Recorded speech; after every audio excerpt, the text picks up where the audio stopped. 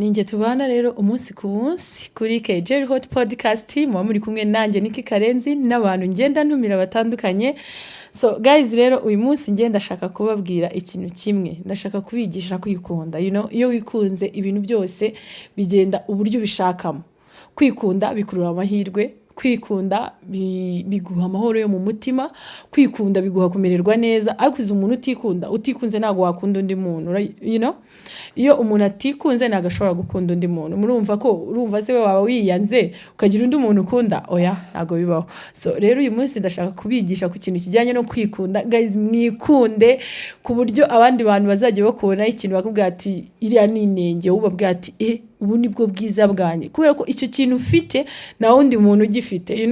Iga kwikunda rero umenye ngo iki kintu ngewe ubwanjye mfite, ngewe Niki Karenzi, ubu buzima mbayeho na wundi muntu ubayeho nkanjye, ukumeze na wundi muntu umeze nkanjye. So ugomba kwikunda kuko waje kwisura umwe, ntago waje konta izuba. Ugomba kwikunda ukanishima. Rero mu kwikunda harimo iki? Mu kwikunda harimo kwishima, gukora ibishimishije ubuzima bwawe wowe ubwawe, n'ubundi mbere yo gushimisha undi muntu jya ubanza wishimisha. Urumva wishimisha uvuga ati mbaye satisfied, noneho nagabanyirizaho n'abandi, kuko ntago watanga icyo udafite. Guys, ntago umuntu atanga ikintu adafite. Kugira ngo rero ujya abantu bakera bajyaga baca umugani ngo ujya gutera uburezi arabwibanza. So rero kugira ngo wowe ubone ukuntu ukunda undi muntu, nawe urabanza ukikunda. Kugira ngo ushimishe undi muntu ugomba kubanza ukishimisha. Rero guys, rero mu bintu bijyanye no kwikunda, iyo mbivuga nitangaho urugero cyane kurusha uko natangaho urugero abandi bantu, uko ntago nzi abandi bantu uko babayeho, ntago nzi ukuntu bishima, nta nubwo nzi ikibashimisha. Ariko jyewe ikinshimisha nzagikora, kikubangamire ariko njye kinshimishe, usigare ubangamiwe nawe kugeza igihe uziga gukora ikigushimisha kurusha kureba ikizashimisha Niki. Kuko jyewe nzakora ibishimisha, wowe nubibona ubone bidashimishije. Nubona bidashimishije rero ntago bizahindura ko jyewe nishimye. Niyo mpamvu muri isi uzi impamvu abantu babangamirwa cyangwa bagatwara imitwaro y'abandi, cyangwa ugasanga umuntu afite stress z'ibintu by'undi muntu bitari ibye. Nukubera ko yahaye umwanya uwo muntu. We muratanga igihe, kandi igihe ntago kigaruka. Nimfata igihe ndi kuvuga ngo kanaka ngari muri ibi, tayari njyewe ibyanjye bizaba biri kwangirika, kuko natunze urutoki rumwe, izindi zose ziri kundeba. So rero niyo mpamvu ndi kubabwira ngo mwige kwikunda, mwige kwishima. Ibintu byiza mubanze mubyikorereho mbere yo kubikorera abandi. Kandi umuntu wishimye niwe mukire wa mbere uri ku isi. Rega ubukire si amafaranga gusa. Hari abantu bafite amafaranga badafite amahoro. Hari abantu ndabyita gutera. Hari ibintu ntazi mutaza kuncabiranya mukaza gushakamo amafuti. Urumva hari ibintu wowe ubuzi ku giti cyawe undi muntu atazi. Nkuko buri wese agira ibanga rye. Buri muntu wese agira ibanga rye. Kandi buri muntu wese agira ikintu cyamunaniye kureka.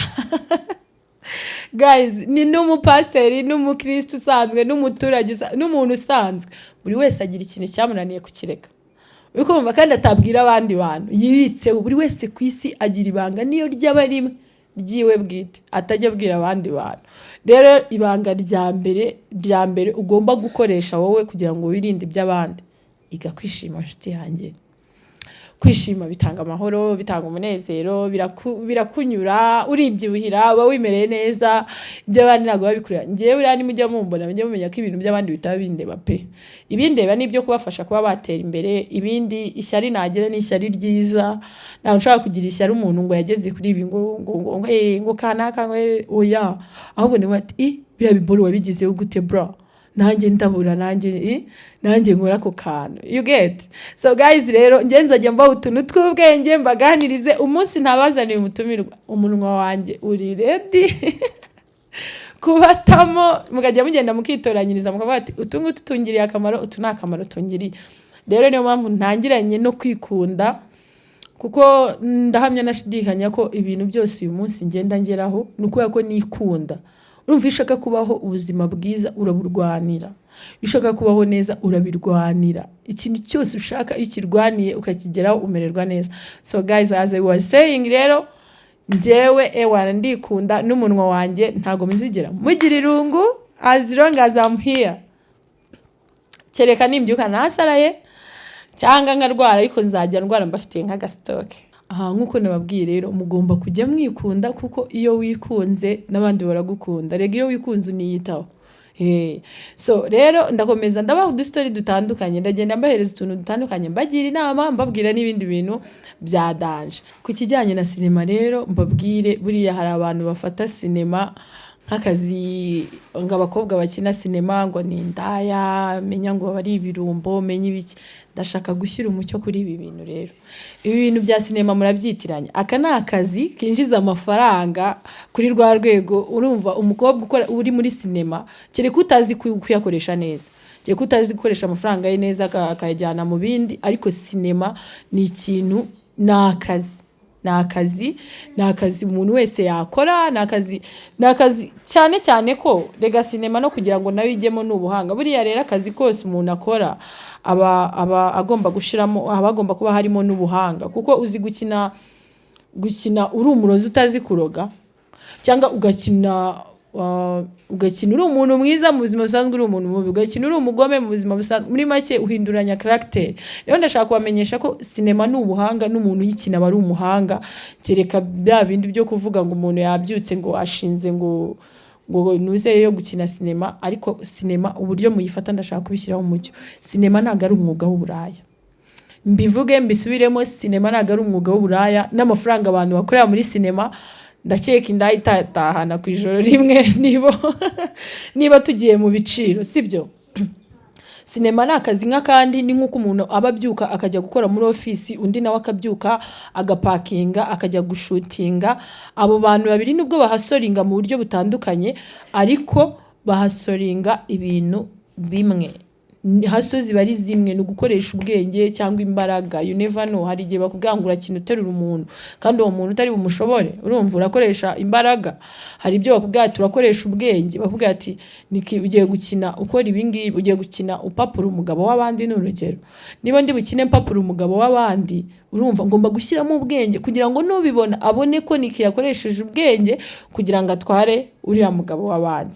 So rero sinema ntabwo ari akazi gaciriritse, ntabwo ari ibintu biri hasi. So rero ubundi mwebwe mwagiye munadufatiraho urugero, ujye ureba ngo mbere y'uko ajya muri sinema yari abayeho gute, nyuma yo kujya muri sinema abayeho gute, ubundi ibyo bikubera urugero. Nakubwiye ati kereka wa mukobwa uzaza cyokoza n'uzuje gushaka fame, utaje gukora nk'akazi, kuko nta mwuga buri kigoryi, nta kazi kaburamo umuntu ufitemo izindi gahunda. Ariko nuzi uvuga ngo nje gukora sinema nk'akazi, yegira guha fame iguhe n'amafaranga.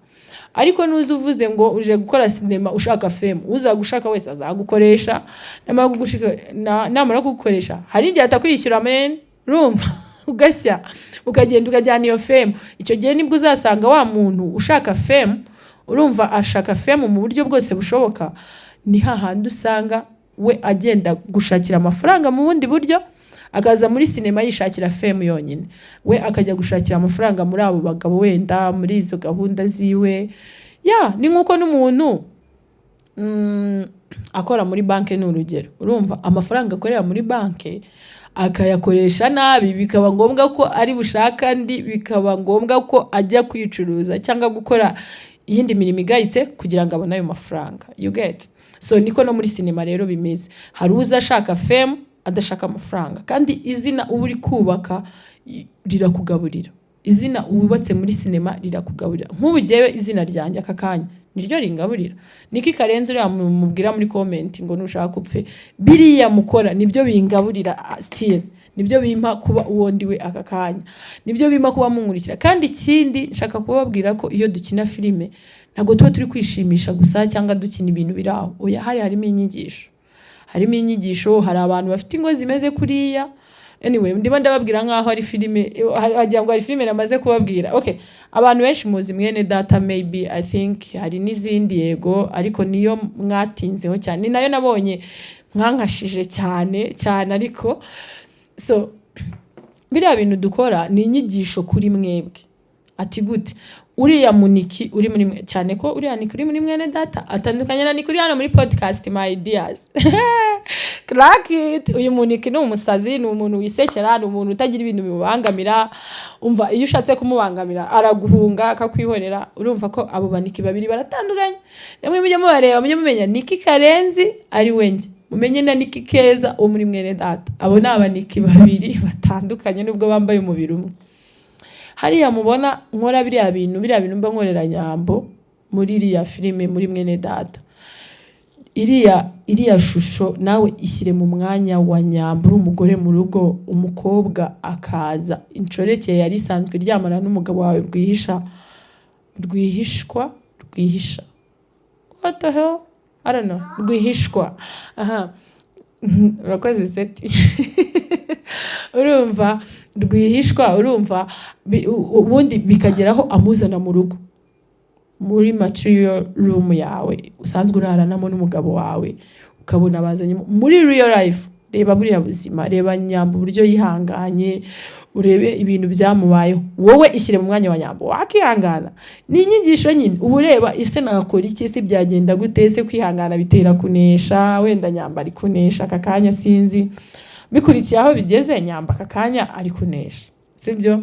So mukamenya kwihangana. Mbese hariya turi kubigisha ibintu bitandukanye, naga ari ko umuntu abateye kuri amuvuga ngo ndakina ndi umurozi ho yarago nsanzwe ndoga mu buzima busanzwe ngo ntwara abagabo babandi.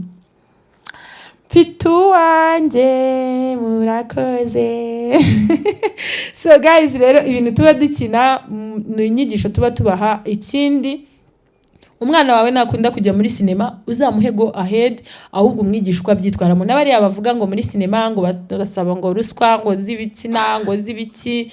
Guys, biriya byose uko witwaye mu kintu nabanyiracyo nibwo bagutwara. Nuza werekana ko iturufu ufite kurisha atari impano yawe ufite uri bukoresha umubiri, n'abahungu kandi bambaye umubiri nyine bazakwataka, ntabwo ugomba kubacira urubanza. Rero bivuze ngo wowe ngwino uzi icyo ushaka, shaka femu, shaka n'amafaranga, sava. Ahubwo wowe uzaze wabifashe nk'akazi na femu yizane. Njye naje nabifashe nk'akazi for real. Njye naje muri industry ya cinema, naje yego narabikundaga, kuko udakunda ikintu ntiwagikora. Narabikundaga pe. Nuza muri sinema uvuga ngo ukurikiye femu yonyine, uzaza ukurikiye femu wenda udafite n'ubwo buhanga bwo gukina, ubwo nyine nabo bakwatake nibabona uri icyana kizima bagutema. Ubundi ikintu cyose iyo kigiye muvuga ati nubwo ari akazi, rega umuntu akunda n'akazi ke. Njye nagiye mbifata nk'akazi ariko nanabikunda. Urumva bimbera n'umugisha, biramfasha. Nibyo nakubwira ngo aka kanya nibyo bimfata, nibyo bimfasha akaboko, nibyo bituma mubona nambaye uko nambaye, nibyo bituma mubona nsa uko nsa, kuko mbikora nk'akazi kandi mbikunze. Rero nuza wigize na jonguje ngo nkwe azagutamo nyine bajye bagushutinga filime nizisohoke. Mba mbibiye ibanga. Ari ukuntu uza umudirector akagutamo akakurya amaturi menshi cyane. Urumva ugategereza ko filime isohoka, ugategereza ko party zawe zisohoka, bakazirimina sha bagaseti zibibaho. Ugasanga filime zose wakinnye yose ukajya ubona yasohotse, ukihutisha ukishaka ukibura. Sheri baba barakuriye remove, baba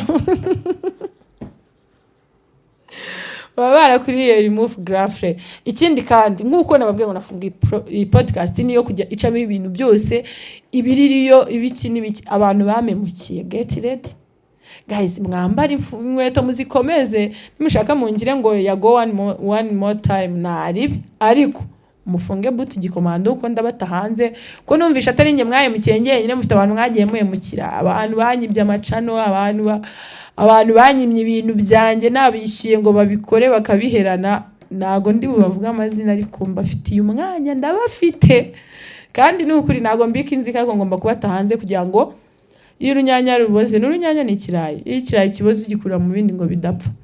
Namwe rero ndashaka kubakura mu bandi kugira ngo abantu batazajya babibeshyaho, bakabaha akazi kandi mutari bugakore neza cyangwa mugahimukira abantu mukumva ko birangiriye aho ngaho. Oya, ntago birangiriye aho ngaho. Njenje abantu babihemu hano turaza guhanagura tugenda dukuramo imyanda. So guys rero nakagaruka ni Niki Karenzi nk'ibisanzwe buri munsi nzajya mbahereza utuntu tw'ubwenge ubundi mbahuze n'aba celebrity namwe muzajya muhamagara tuzabashiraho nimero tubashirireho urubuga aho muzajya muduha ibitekerezo mukatubwira ese next murashaka nde tuzane nde harya iyo nuzi iyo Siragasaro umuntu ifitera ngo murashaka ngo tuzane nde okay nago ngendeye kuri ibyo ariko muzajya mutubwira who is next murashaka nde next time bose tuzatubageraho tubabazanire. Guys rero ndabashimira ko mukomeje kubana natwe buri munsi mutwereka urukundo mukomeze mutwereka urukundo gutyo kandi mukore subscribe comment musharinge Kejeli Hot Podcast ni yanyu nakagaruka tuzajya tubana buri munsi umunsi ku wundi mumbaza ibibazo mushaka. Bye.